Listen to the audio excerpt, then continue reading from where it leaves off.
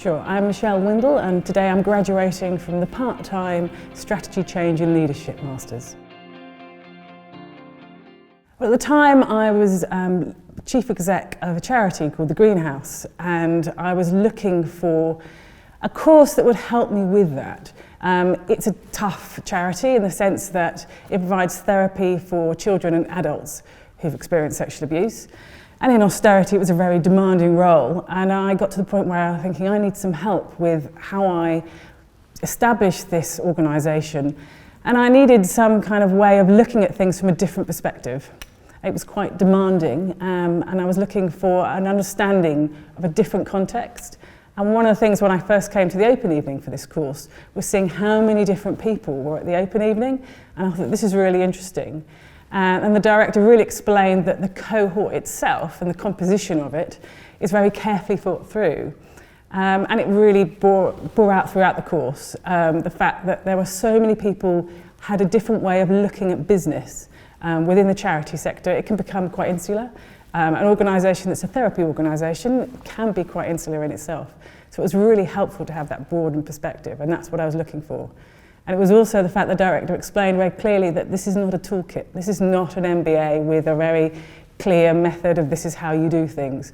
It would be shown different ways and understanding, and you choose what works for you. It was really helpful in giving me the perspective to step away from the day-to-day and to understand things on a different level. I think understanding the complexity of the work that we were doing and understanding complexity and systems thinking is a really big part of the course, and I think it was the part that our cohort learnt most from. And understanding that it's a wicked problem that we're trying to solve, and actually it's really hard to do that on your own, from a leadership perspective, but also from an organisational perspective. And one of the things that came out of it is joining together with other charities across the city of Bristol. And we brought together a consortium where we were all looking at how we could solve this problem together.